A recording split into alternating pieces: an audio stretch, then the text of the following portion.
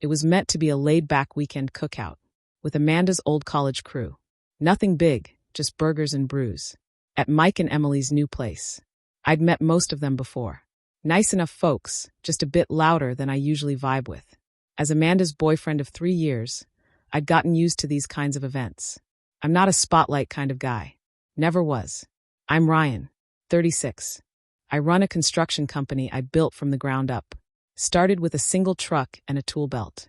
Now I've got 20 guys on payroll and jobs booked well into next year.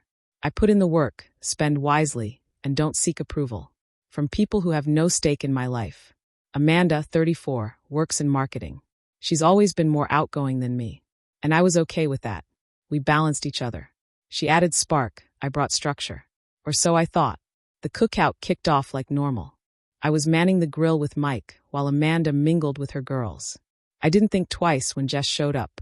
I'd seen her before, Amanda's closest friend from college. She always gave off a weird energy. But I never said anything. Amanda loved her, called her family. Jess never hid her disapproval of me. Always sliding in snide remarks about my work, my wardrobe, or the fact I've never been overseas. I usually brushed it off. Not worth starting trouble. But that night hit different. I was bringing Amanda a fresh drink when I heard Jess's voice louder than the rest. Really, Amanda? Another summer stuck at home? When are you going to stop settling for so little? Amanda chuckled, a bit uneasy. We're saving for a down payment. Ryan's business keeps him busy. Jess rolled her eyes. God, he's such a bum. No ambition, just tools and cement. You could do way better. The group fell silent. I stood there, drink in hand, staring at Amanda, waiting for something, anything from her. She laughed. Not awkwardly, genuinely. He does what he can, she said, taking the drink without looking at me. Not everyone's chasing titles like you, Jess. The party carried on like nothing had happened. Like I hadn't just been insulted in front of everyone and dismissed by the woman I planned to propose to next month. I stood still for a moment, then placed my drink down, walked over to where I left my jacket, picked it up, and headed for the exit. Ryan, Amanda called, voice laced with confusion. I didn't stop, didn't reply, just climbed into my truck and drove home. By the time I reached my driveway, my phone was lighting up. 12 missed calls from Amanda. 23 texts shifting from confusion to frustration. Where are you? You're making a scene. Why are you acting like this? I powered off my phone and went to bed. Next morning, I stuck to my routine. 5:30 a.m. jog, shower, black coffee. When I finally turned my phone back on, 37 more texts waited. The latest ones read, I'm outside. We need to talk. I've been knocking for 20 minutes. Where are you? I replied, not through text. Call me when you're ready to have a real conversation. She showed up an hour later. What the hell, Ryan? She burst out, storming into my place. You left me stranded at the party. I shut the door calmly. Stranded? You drove yourself. And you had a room full of people. You humiliated me. I leaned against the wall.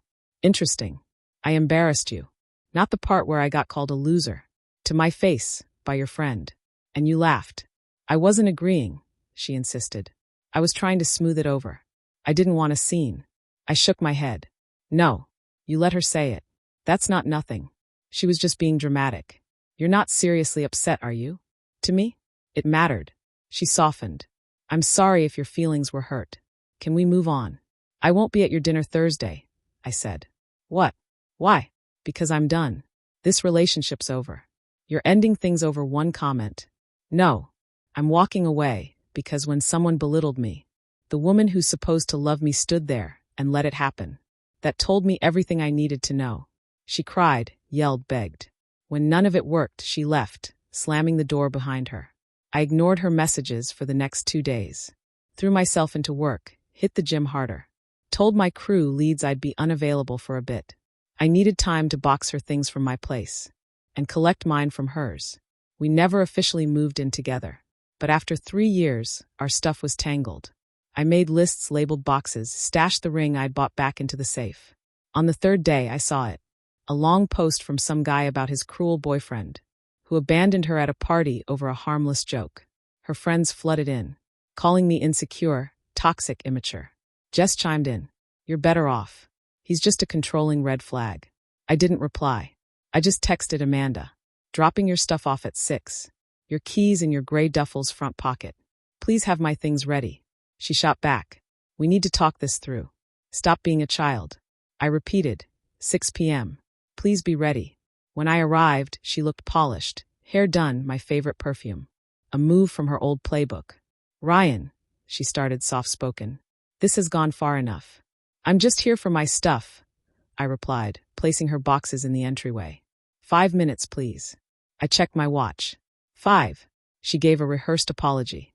Told me she confronted Jess, and even arranged a coffee meeting. To patch things up. I laughed. This isn't about Jess. She crossed the line. I agree. And I'm truly sorry. You're right. It won't happen again, I said, lifting one of my boxes. Where's the rest of my stuff? That's everything. Please, Ryan, I love you. Doesn't that count for anything? Without respect? No. Her tone flipped. So you're tossing 3 years away over your pride? My self-worth is intact, I replied. What changed is my view of us. You'll regret this, she snapped. Good luck finding someone who'll tolerate your boring life. Thanks, I said, for confirming I made the right call. At the door, she made one last attempt. What about our trip to Cabo? Everyone's expecting us. Everyone meaning your college friends? She said nothing. Enjoy Cabo. I left. The backlash followed as expected. Social media painted me as the villain. Amanda's mom called, urging me to reconsider. But I stayed quiet, focused on the business. Saw old friends, added 2 extra gym days. 2 weeks in, Amanda's posts shifted. Gone were the rants. In their place, vague quotes about growth and worth. Then Emily called. Ryan, you should know. After you left, Jess ranted for 20 minutes. Mike had to ask her to stop. When she didn't, Amanda finally spoke up. But it was too late. How'd Amanda know about the ring? I asked. Emily paused. She's been snooping through your stuff for months. She found the ring weeks ago. Took photos. She and Jess have been planning the wedding since. That hit harder than any insult. Amanda had been digging through my private space, violating my trust. Thanks for the heads up, I told Emily. Before hanging up, she added one more thing. Jess and Mike's brother, Ben, they've been seeing each other. Amanda knew. Everyone knew. Except Mike. Everything clicked. Amanda's loyalty to Jess. Jess's hatred for me. The mess Amanda didn't want exposed. A week later, Amanda showed up at my office. My secretary tried to stop her, but she pushed through. We need to talk. I'm working, I said. Schedule an appointment. This is important. The Carmichael account is mine to win. They want to meet you. I've told them all about your company. So that was it. She needed me now. Amanda, I said. Call a contractor. I'm not your pawn, your backup, or your ticket to a promotion. You're really doing this? I'm the guy who tries his best, remember? This time, I saw real regret in her eyes.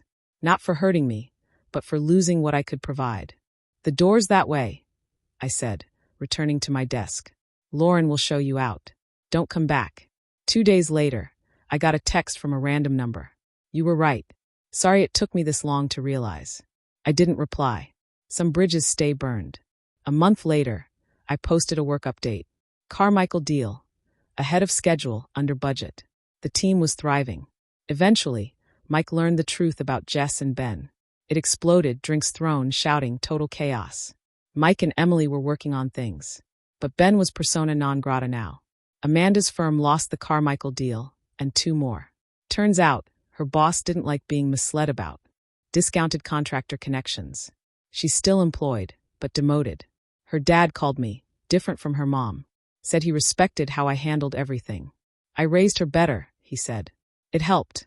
Funny how quiet the people got who once called me controlling. Perspective changes fast. People asked if I was dating. I wasn't rushing. Focused on my crew, my health, and my old friends. Took up woodworking. Built my first table last weekend. Solid work. Some critics said I was too harsh. Should have worked things out. But here's the truth. Respect isn't optional. You can't build a life with someone who thinks they've settled. Sometimes walking away takes more guts than staying. 6 months later, life had a new rhythm. I hired more staff, bought new trucks, locked in big deals. Ran into Amanda last week at a coffee shop. She looked different, quieter. We talked. Calm, civil. She apologized, this time genuinely. She's in therapy now, working on herself. She asked if I was seeing anyone. I said yes, met Kate through woodworking. She's an architect. Gets it. Respects me. Understands my work. We're taking it slow. Amanda nodded. She's lucky to have you. We parted ways, no drama, just closure. As for Jess, moved out of state. New city, same act. I don't care. If you followed this journey, thanks. To the guys who found strength in these words, you're not alone. Remember this. People treat you how you let them. Set your line. Stand by it. The right people will respect it. The rest will call you sensitive. Let them. Your peace is worth more. As for the ring, sold it. Used the money for a cabin upstate. A better investment than a broken engagement. And to the guy who called me soft for staying civil, compassion isn't weakness. It's growth. It's peace. It's freedom.